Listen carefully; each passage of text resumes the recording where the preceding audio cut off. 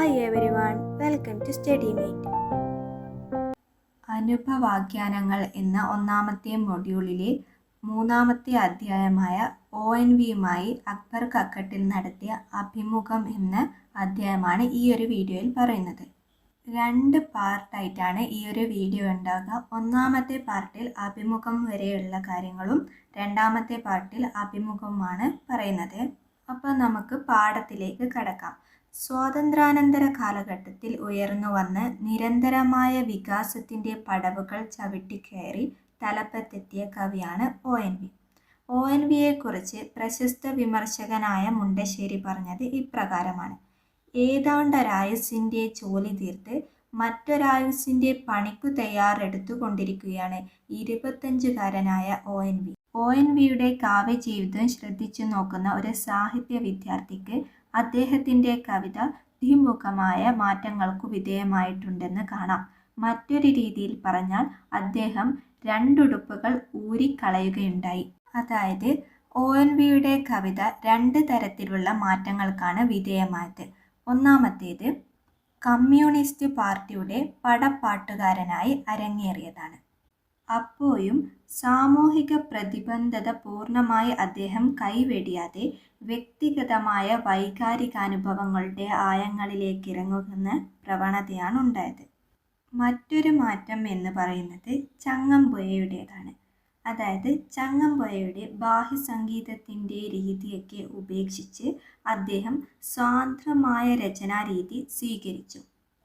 അങ്ങനെ ആ കവിത ജിയിലേക്കും അതുപോലെ വൈലോപ്പള്ളിയിലേക്കും അടുത്തു. ചുരുക്കി പറഞ്ഞാൽ ഈ 2 മാറ്റങ്ങളും ONV കവിതയെ പുതിയ തലത്തിലേക്ക് ഉയരാൻ കാരണമായി. ONVയുടെ വികാസത്തിൻ്റെ അടുത്ത പടവ് കയറുന്നത് ഭൂമിക്ക് ഒരു ചരമഗീത എന്ന അദ്ദേഹത്തിൻ്റെ ഒരു കൃതിയിലൂടെയാണ്. അയ്യപ്പ പണിക്കരുടെ നേതൃത്വത്തിൽ അത്യാധുനിക കവിത അരങ്ങു തകർത്തപ്പോൾ ONV തലമുറക്കാർ പിന്തള്ളപ്പെട്ടു. എന്നാൽ അവരിൽ ONV മാത്രം കുലുങ്ങിയില്ല. അദ്ദേഹം വൃത്തത്തിനുള്ളിൽ പുതിയ താളങ്ങൾ പരീക്ഷിക്കുകയും പുതിയ ഇമേജറി സൃഷ്ടിക്കുകയും ചെയ്തു. ഇതിനുദാഹരണമാണ് സൂര്യഗീതം, ഭൂമിക്കൊരു ചരമഗീതം തുടങ്ങിയ കവിതകൾ. സ്വന്തം മണ്ണിൻ്റെ ആഗ്രഹങ്ങളും നൈഷ്ഫല്യങ്ങളും സ്വപ്നങ്ങളും സങ്കല്പങ്ങളും ചിരിയും കണ്ണീരും ശാപവും ശകാരവുമെല്ലാം വ്യക്തിദുഃഖമായി മാറുന്നതിൻ്റെ തീവ്രമായ ഉദാഹരണമാണ് ONV കവിതകൾ. സായുധ വിപ്ലവത്തിലൂടെയല്ല, സ്നേഹത്തിൻ്റെ വഴിയിലൂടെയാണ് ശാന്തി കൈവരുത്തേണ്ടത് എന്ന് അദ്ദേഹം ആദ്യഘട്ടത്തിൽ തന്നെ ആഹ്വാനം ചെയ്യുന്നു. ഈ മാറ്റത്തിനുള്ള ഉത്കടദാഹത്തോടൊപ്പം സാമൂഹികാനുഭവങ്ങളും അതുപോലെ സ്വജീവിതാനുഭവങ്ങളും നൽകുന്ന പാഠങ്ങൾ ഏതു കാലത്തും ഉൾക്കൊള്ളാൻ കവി തയ്യാറായിരുന്നു. ജീവിതം ഏകമുഖമല്ലെന്നും കലാകാരൻ്റെ കണ്ണുകൾ പ്രപഞ്ചസീമകളെ ഉൾക്കൊള്ളാൻ മാത്രം വിസ്തൃതമാണെന്നും ONVയുടെ രചനകൾ നമ്മെ ബോധപ്പെടുത്തുന്നുണ്ട്. ദുഃഖമനന്തമാം ദുഃഖം ഇതുതന്നെയാണ് ONV കവിതകളുടെ മുഖ്യമായ അന്തർധാര. പക്ഷേ പ്രത്യാശയുടെ തിരികൾ ആ ദുഃഖത്തിനിടയിലും അണയാതെ കത്തുന്നുണ്ട്. അത് ആ കവിയുടെ വലിയൊരു സൗഭാഗ്യമാണ്. കവിത എനിക്ക് ഉപ്പാണ്. സന്തോഷത്തിൻ്റേതായാലും സന്താപത്തിൻ്റേതായാലും അശ്രുനീർ വാറ്റി പരൽ രൂപത്തിൽ ഉരുവായിത്തീരുന്ന ഉപ്പ്. അത് പാകത്തിന് ചേർത്ത് ഞാൻ എൻ്റെ സഹയാത്രികൾക്ക് നൽകുന്ന പാഥേയം മാത്രമാണ് പാട്ട് എന്ന് ONV എഴുതിയിട്ടുണ്ട്. അതുപോലെ അദ്ദേഹം കഴിഞ്ഞ 4 പതിറ്റാണ്ടിനിടയിൽ നാടക സംഘങ്ങൾക്കും അതുപോലെ ചലച്ചിത്രങ്ങൾക്കും വേണ്ടി എഴുതിയ പാട്ടുകൾ മലയാള ഗാനശാഖയ്ക്ക് കിട്ടിയ വിലപ്പെട്ട നിധികളാണ്.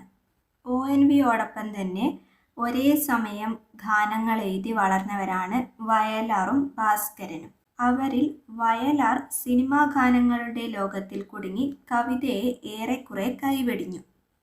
എന്നാൽ ഭാസ്കരൻ കുറേ കാലം കവിതയെ മറന്ന ശേഷം ഒറ്റക്കമ്പിയുള്ള തമ്പുരുവുമായി തിരിച്ചുവരവ് നടത്തിയെങ്കിലും അത് പൂർണ്ണമായിട്ടങ്ങ് വിജയിച്ചില്ല. പഴയ കവിയുടെ നിഴൽ മാത്രമേ ആയുള്ളൂ. എന്നാൽ മറിച്ച് ONVയിലേക്ക് നോക്കുമ്പോൾ ONV ആദ്യം നാടകത്തിലും പിന്നീട് സിനിമകളിലേക്കും പാട്ടുകൾ ധാരാളം എഴുതുമ്പോഴും സ്വന്തം തട്ടകമായ കവിതയെ കൈവെടിഞ്ഞില്ല. എന്നാൽ അനുപാതത്തിൽ വ്യത്യാസമുണ്ടാകാമെങ്കിലും ONVയും വയലാറും ഭാസ്കരനും കവിതയ്ക്കെന്ന പോലെ തന്നെ ഗാനത്തിലും മുതൽക്കൂട്ടുണ്ടാക്കി. അതുകൊണ്ട് തന്നെ ഈ 3 പേരോടും സാഹിത്യലോകം എന്നും കടപ്പെട്ടിരിക്കും.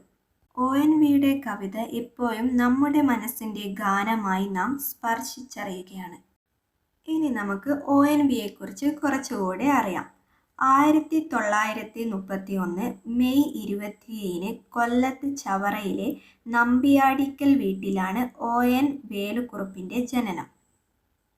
അച്ഛൻ സംസ്കൃത പണ്ഡിതനും ആയുർവേദ വൈദ്യനും പത്രപ്രവർത്തകനും ശ്രീമൂലം പ്രജാസഭ മെമ്പറും സ്വന്തം കഥകളി യോഗം നടത്തിയിരുന്ന ആളുമൊക്കെയായ ON കൃഷ്ണക്കുറുപ്പാണ്. അമ്മ K. ലക്ഷ്മിക്കുട്ടിയമ്മ. 4ാം ക്ലാസ് വരെ സ്വന്തം വീട്ടിലാണ് പഠിച്ചത്. പിന്നെ കൊല്ലത്തെ ഗവൺമെൻറ് സ്കൂളിലും SN കോളേജിലും പഠിച്ചു. ഇക്കണോമിക്സിലാണ് ബിരുദം നേടിയത്. 1955 തിരുവനന്തപുരം യൂണിവേഴ്സിറ്റി കോളേജിൽ നിന്നും മലയാളത്തിൽ MA ജയിച്ചു. 1957 എറണാകുളം മഹാരാജാസിൽ ലെക്ചറായി. 58 മുതൽ 25 വർഷം തിരുവനന്തപുരം യൂണിവേഴ്സിറ്റി കോളേജിലായിരുന്നു. പിന്നെ government arts and science college Kozhikode, പിന്നെ അതുപോലെ തന്നെ government Brennen college Thalassery, government women's college Thiruvananthapuram എന്നിവിടങ്ങളിലും സേവനം അനുഷ്ഠിച്ചിട്ടുണ്ട്. 1985 മെയ് 31 സർവീസിൽ നിന്ന് പിരിഞ്ഞു. പിന്നീട് 1 വർഷം കോഴിക്കോട് സർവകലാശാലയിൽ വിസിറ്റിംഗ് പ്രൊഫസറായിട്ടാണ് ഉണ്ടായത്. 1982 മുതൽ 87 വരെ കേന്ദ്ര സാഹിത്യ അക്കാദമി അംഗമായിരുന്നു അദ്ദേഹം.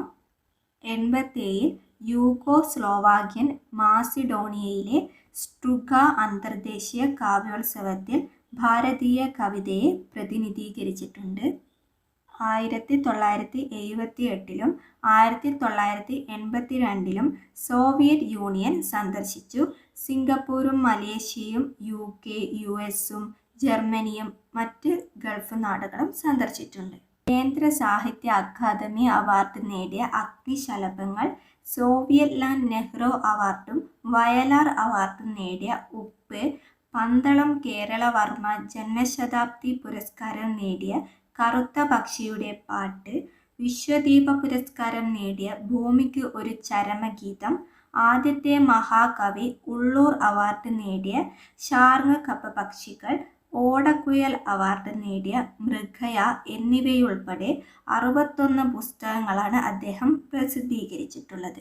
ചലച്ചിത്ര ഗാനരചനയ്ക്ക് 12 തവണ കേരള സംസ്ഥാന അവാർഡും 1 തവണ ദേശീയ അവാർഡും 1989 കൽക്കത്ത ദിൽവാര അവാർഡും 1999 കേരള സാഹിത്യ അക്കാദമി ഫെലോഷിപ്പും ലഭിച്ചിട്ടുണ്ട്.